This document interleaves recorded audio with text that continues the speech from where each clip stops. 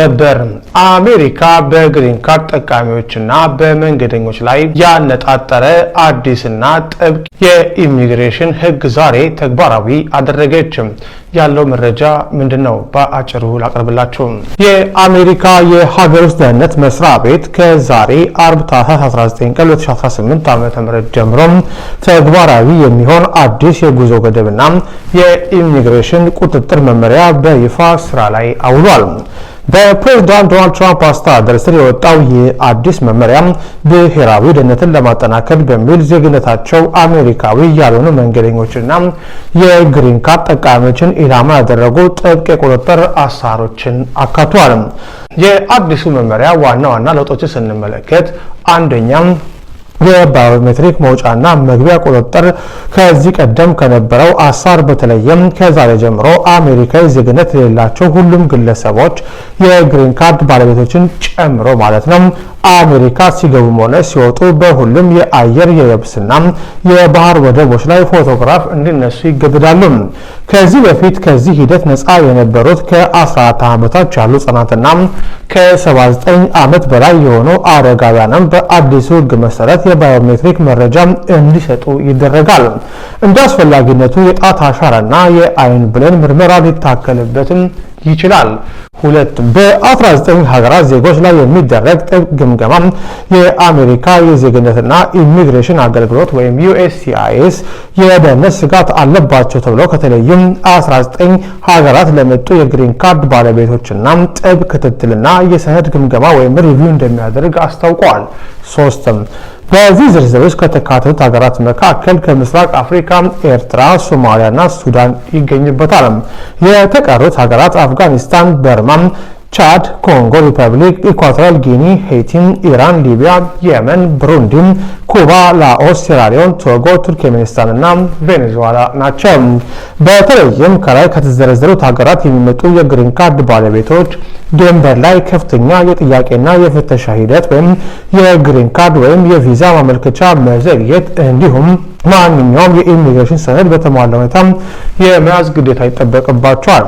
የአሜሪካ ጉምሩክና ድንበር ጥበቃ ወይም CBP እንደገለጸው የአሰራር የሽብርተኝነት ስጋትን ለመቀነስ በውሸት ሰነድ የሚደረግ ጉዞን ለመግታትና የመኖሪያ ጊዜያቸው ያለፈባቸው ለመቋጠር ያለመ ነው።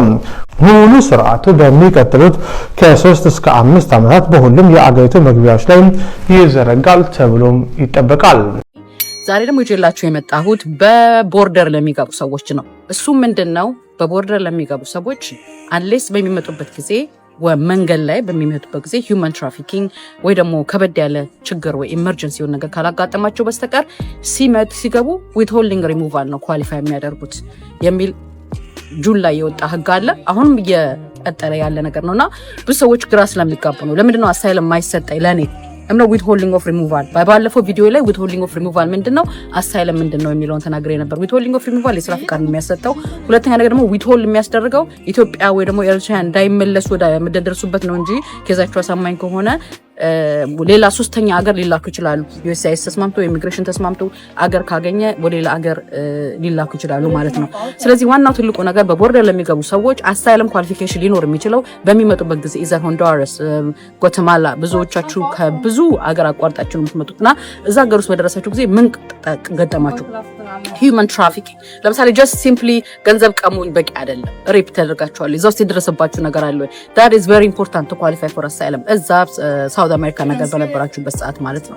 እና ይሄ very important ነው። even though አሳማኝ የሆነ ክሌም ቢኖራችሁም just can get withholding of removal ደግሞ ኢትዮጵያ እንዳትመለሱ ነው እንጂ ከሶስተኛ ሀገር ጋር ተስማምተው ሌላ ሀገር ሊልኳችሁ ይችላሉ ማለት ነው። ይሄው ነው። ስላዳመጣችሁኝ አመሰግናለሁ። አባ ባላል ኢሚግሬሽን ጠበቃ ነኝ ከቦስተን ማሳቹሴትስ። I know this is a very important topic. Maybe in the future lengthy የሆነ ቶፒክ አቀርባለሁ። ለዛሬ ግን ስላዳመጣችሁኝ አመሰግናለሁ። ደህና ዋሉ።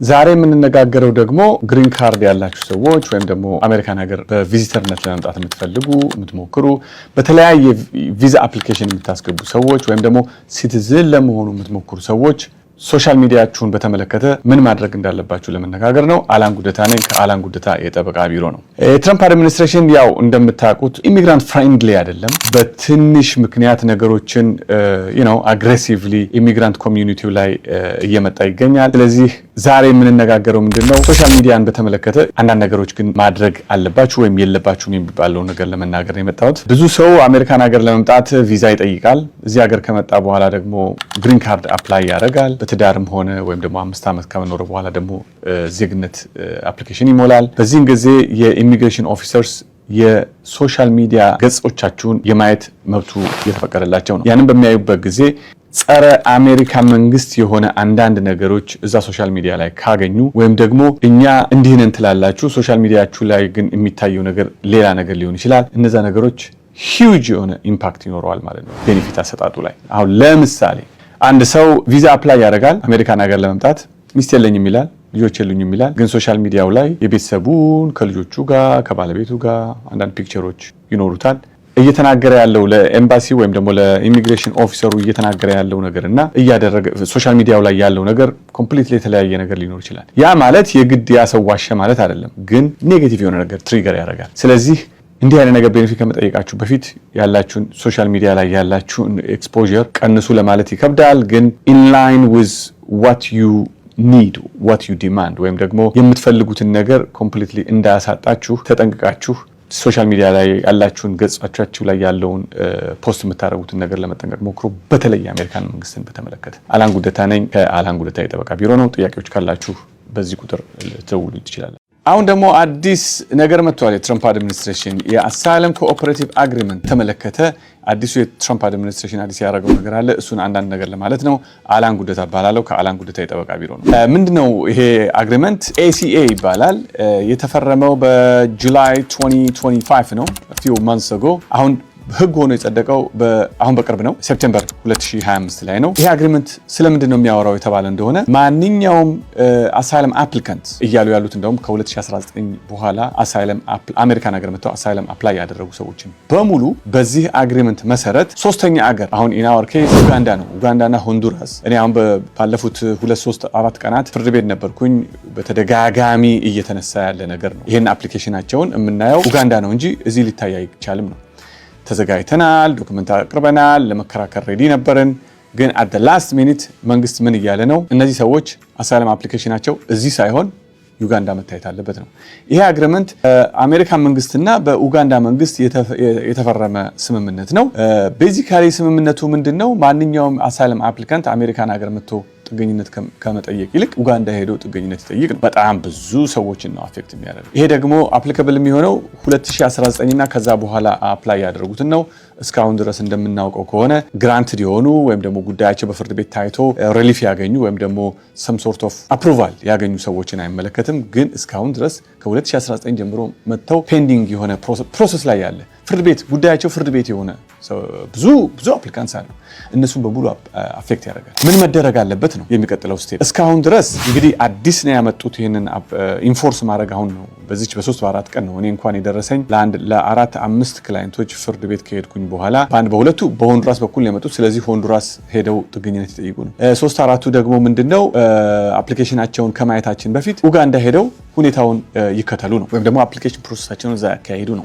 ለአሁኑ ምንም ነገር እንግዲህ ጊዜ ስለምንፈልግ መከራከሪያ ነጥባችንን በደንብ አጠናክረን እንድንመጣ ፍርድ ቤቱን ጠይቀናል። እርግጠኛ ነኝ ከባድም አይመስለኝም እውነት ለመናገር። አሁን ኡጋንዳ ሄዶ አንድ ኢትዮጵያዊ አሜሪካን መጥቶ ጥገኝነት ከጠየቀ በኋላ ኡጋንዳ ሄደህ ጥገኝነትን ጠይቅ ሲባል እዛ ጥገኝነቱን ለማመልከት የሚያዳግቱ በጣም ብዙ ነገሮች አሉ ብዬ ነው የምገምተው። ያንን ቪገርስ የሆነ ዲፌንስ ለማዘጋጀት ተዘጋጅተናል። ሁኔታው ግን በጣም ያሳዝናል።